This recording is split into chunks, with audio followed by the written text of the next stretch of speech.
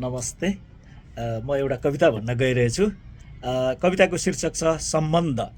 सम्बन्ध अटुट जीवनका सम्बन्ध जीवन्त बनाउन, अटुट जीवनका सम्बन्ध जीवन्त बनाउन म हर मोडमा झुक्दै गएँ, म हर मोडमा सहँदै गएँ। मेरा त्यागलाई उनीले कमजोरी मान्दै भावनामा प्रहार गर्दै गइन्। म मायाको कठघरामा हरपल समर्पण गर्दै गएँ। उनीले आत्मसमर्पण ठान्दै विजय उत्सव मनाइन्। सुन्नुहोस् है, म विश्वासको सागरमा चिनी बनी पानीमा घुल्दै गएँ। म विश्वासको सागरमा चिनी बनी पानीमा घुल्दै गएँ।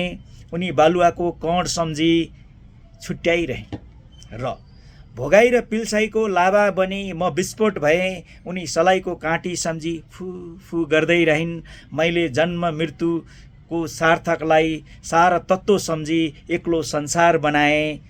उनी अझै ठट्टा सम्झी भ्रमित जीवन जिरहिन्। उनी अझै ठट्टा सम्झी भ्रमित जीवन जिरहिन्।